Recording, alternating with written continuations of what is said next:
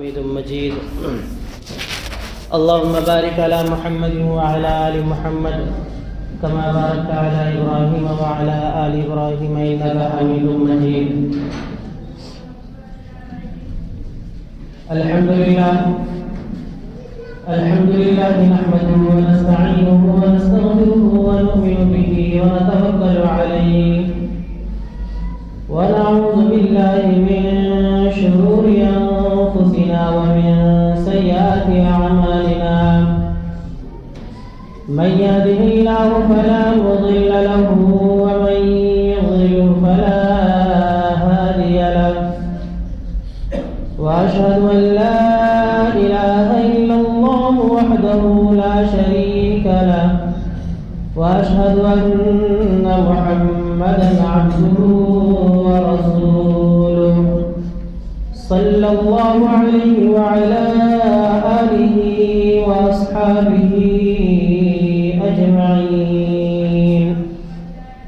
أما بعد، أعوذ بالله من الشيطان الرجيم. بسم الله الرحمن الرحيم.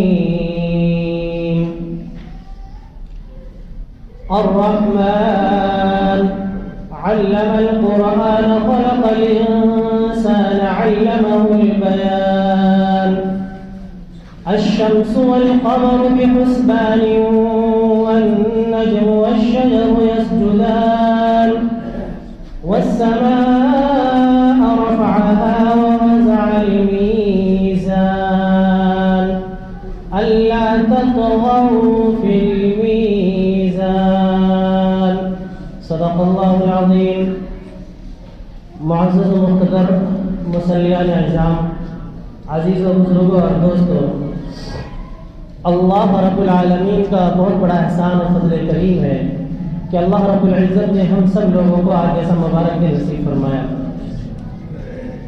مزید اللہ تبارک و تعالیٰ کا احسان یہ ہوا کہ اللہ رب العالمین نے ہم سب کو کچھ دیر پہلے اپنے گھر میں آنے کی سعادت نصیب فرمائی، دین کی کچھ باتیں سننے اور سنانے کی سعادت نصیب فرمائی. دعا کریں کہ اللہ رب العالمین مجھے صحیح کہنے اور ہم سب لوگوں کو اس پر عمل کی توفیق نصیب فرمائے. ابھی جو میں نے آپ حضرات کے سامنے سورت پڑھی ہے، یہ قرآن مقدس کے 27ویں سپارے کی سورت ہے جس کو سورہ رحمان کہا جاتا ہے. ہم سب لوگ اس سورت کے بارے میں اچھی طریقے سے جانتے ہیں اور سنتے بھی ہیں. اس سورت کا نام ہے سورۃ الرحمان، اور رحمان جو ہے اللہ کا صفاتی نام ہے. رحمان اللہ رب العالمین کا صفاتی نام ہے. رحمان کے معنی ہے رحم کرنے والا، اور رحم کرنے والا صرف اور صرف اللہ کی ذات ہے، اس کے علاوہ کسی اور کی ذات نہیں ہے.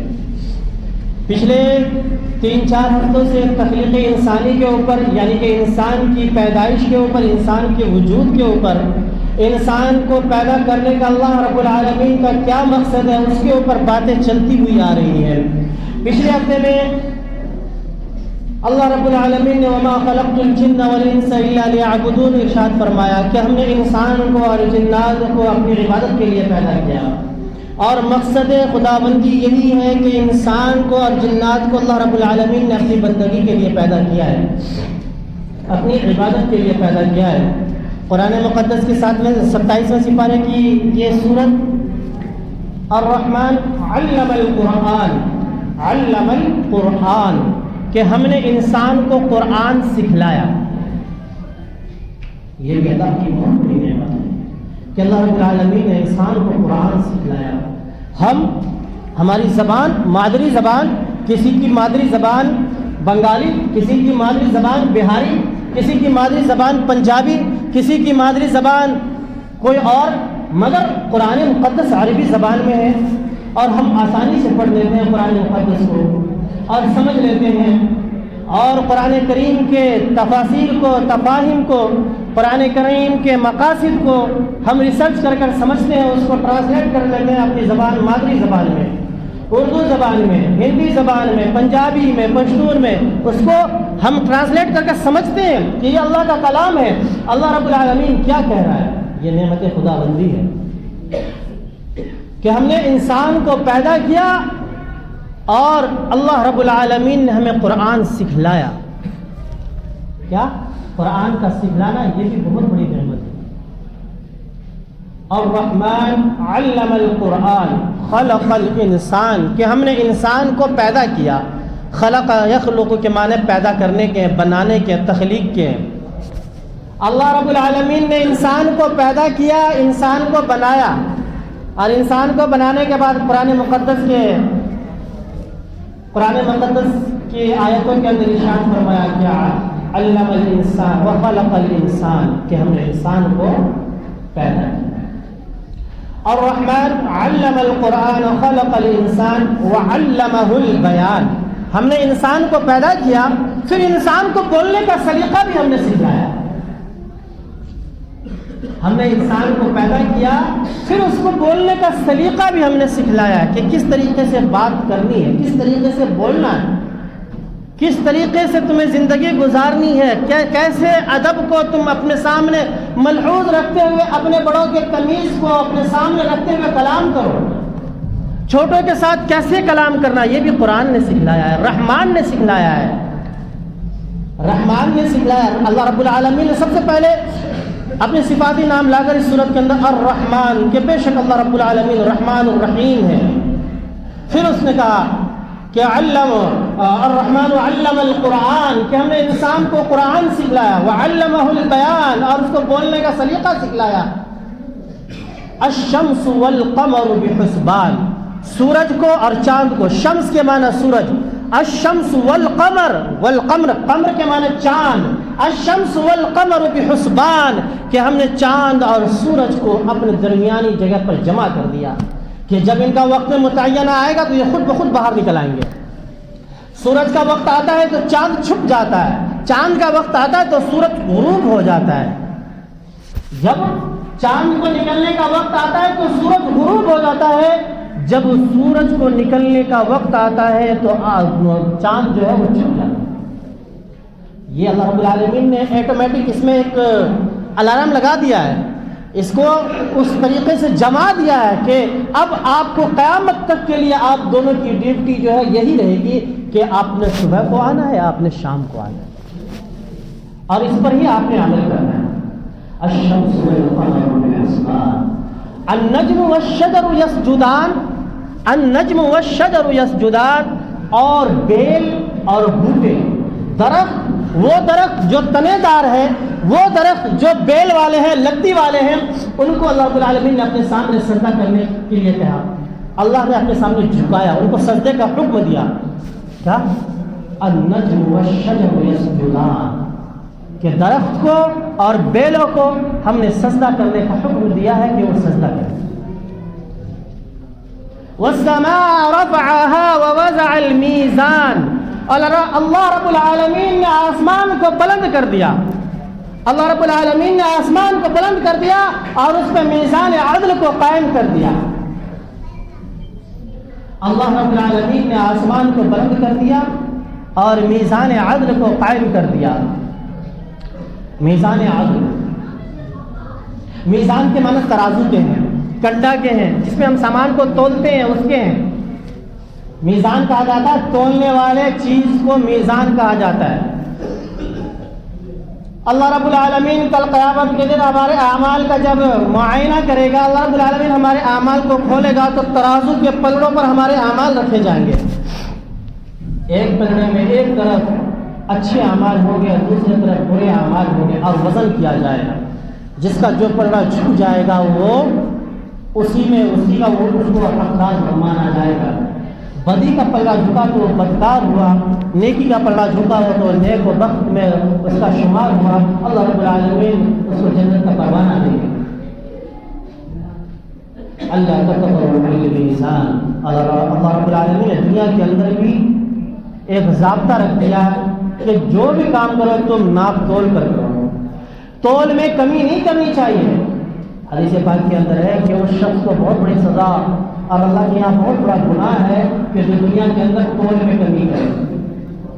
وزن کرنے میں جو کمی کرے گا اللہ رب العالمین اس کے اس پول کو وہاں بھی کھول دے گا. کہے گا دنیا میں یہ سامان بیچا کرتا تھا، 1.25 کلو سامان کو 1.5 کلو بنا دیا کرتا تھا، 5 کلو سامان کو 1 کلو بنا دیا کرتا ہے. آپ لوگوں نے دیکھا ہوگا کہ بعض لوگ تولنے میں کمی کر لیتے ہیں. بٹا لگا دیتے ہیں یا کچھ اور اندازہ کر کے اس کو وہ کرنے کے، یہ ناجائز اور حرام ہے۔ کیا ہے؟ ناپ اور تول میں کمی کرنا ناجائز اور حرام ہے، یہ کمائی جائز نہیں ہے۔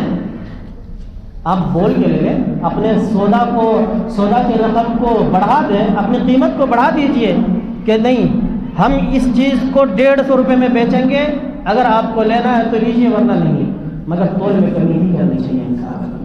یہ گناہ ہے، کبیرہ ہے، بہت بڑا گناہ ہے۔ قرآن مقدس کی آیت کیا کہہ رہے ہیں؟ اللہ تطغوا فی المیزان واقیموا الوزن بالقسط ولا تخسروا المیزان، کہ تاکہ تم دنیا کے اندر ناپ تول میں کمی بیشی نہ کرو۔ ناپ تول، ہاں اسلام نے ہمیں سکھلایا ہے کہ ہمارا پلڑا جو ہے جھکا ہوا ہونا چاہیے۔ جب ہم کسی کو سامان دیں تو جس طرف ہمارا سامان ہے، جس طرف سامان ہے وہ پلڑا جھکا ہوا ہونا چاہیے، اسلامی تقاضا ہے۔ وزن تو پورا کر رہے ہیں مگر وزن کرنے میں بھی ہم کنڈا مار دیتے ہیں، یہ نقصان ہے، اس کا ہمیں کوئی فائدہ نہیں ہونے والا۔ پھر اللہ رب العالمین نے انسان کو پیدا کیا، انسان کو بولنے کا سلیقہ سکھلایا، انسان کو قرآن سکھلایا، انسان کو کے فائدے کے لیے اللہ رب العالمین نے سورج اور چاند کے وقت کو مقرر کیا، سورج اور چاند کو روشنی کے لیے اور ہم سب کے فائدے کے لیے اللہ رب العالمین نے بنایا۔ پھر اللہ رب العالمین نے میزان عدل کو قائم کیا، آسمان کو بلند کیا۔ اللہ رب العالمین نے دنیا کے اندر اللہ تطغوا فی المیزان واقیموا الوزن بالقسط ولا تخسروا المیزان، اور کہا گیا کہ تم ناپ تول میں کمی بیشی نہ کرو تاکہ تم وہاں پکڑے نہ جاؤ۔ میرے محترم، میرے عزیزوں، پچھلے ہفتے کہا گیا تھا کہ اللہ رب العالمین نے انسان کو اور جنات کو اپنی عبادت کے لیے پیدا کیا ہے، اور کرامن کاتبین کو اس کے کندھوں پر مسلط کر دیا۔ کرامن کاتبین کو، کاتب کے معنی لکھنے کے آتے ہیں، کرامن کاتبین ہمارے اعمال کو لکھتے رہتے ہیں، کتابت کرتے رہتے ہیں، ٹائپنگ کرتے رہتے ہیں۔ اور ایک کندھے پر یعنی کہ دائیں کندھے پر نیک اعمال لکھنے کے لیے مسلط کر دیے، بائیں کندھے پر ایسے کو بٹھا دیا کہ وہ ہمارے بد اعمالیوں کو لکھیں گے اور رجسٹر میں بند کر دیں گے، قیامت تک وہ رجسٹر نہیں کھلے گا اور اس میں کوئی مٹوا بھی نہیں سکتا، اس میں کوئی ختم بھی نہیں کروا سکتا۔ وہ میدان محشر کے اندر سب چیزوں کو کھول دیا جائے گا۔ قرآن مقدس سراپا ہدایت ہے، قرآن مقدس انسان کی زندگی کے لیے ایک نمونہ حیات ہے، اور قرآن مقدس صرف مسلمانوں کے لیے نہیں ہے، تمام عالم اسلام کے انسانوں کے لیے ہے۔ اللہ رب العالمین اگر چاہتا تو یہاں کہتا وَعَلَّمَهُ الْمُسْلِمِينَ، کیا کہتا؟ وَعَلَّمَهُ الْمُسْلِمِينَ، کہ ہم نے مسلمانوں کو سکھایا۔ وَعَلَّمَهُ الشَّمْسَ، انسان کا لفظ لا کر تمام انسانوں کو اس میں شامل کیا، خاص مسلمانوں کے لیے۔ ہاں جہاں جہاں احکام مسلمانوں کے بارے میں دعائیں لائے، یا ایھا الذین آمنوا، یا ایھا الذین آمنوا، یا ایھا الذین آمنوا توبوا الی اللہ توبۃ نصوحا، یا ایھا الذین آمنوا اذا نودی للصلاۃ من یوم الجمعہ۔ جہاں مسلمانوں کے تنبیہ کرنا مقصود ہے، جہاں مسلمانوں کو سمجھانا مقصود ہے، وہاں مسلمانوں کا نام لیا اہل ایمان ہے۔ انسان میں سب جمع ہے، قرآن سب کے لیے ہدایت ہے، قرآن پوری دنیا کے لیے رحمت ہے۔ جس طریقے سے قرآن مقدس کے اندر اللہ رب العالمین نے پورے دنیا کے نظام کو، پورے دنیا کے قوانین کو اللہ تبارک و تعالیٰ نے اس کے اندر پیدا فرمایا ہے، ایسے ہی رحمت للعالمین صلی اللہ علیہ وسلم کو تمام عالم کے لیے رحمت للعالمین بنا کر بھیجا ہے۔ ہم اپنے مقصد کو سمجھیں، قرآن مقدس کی آیت کو پڑھیں اور اس پہ تھوڑا سا غور کریں۔ کیا غور کریں؟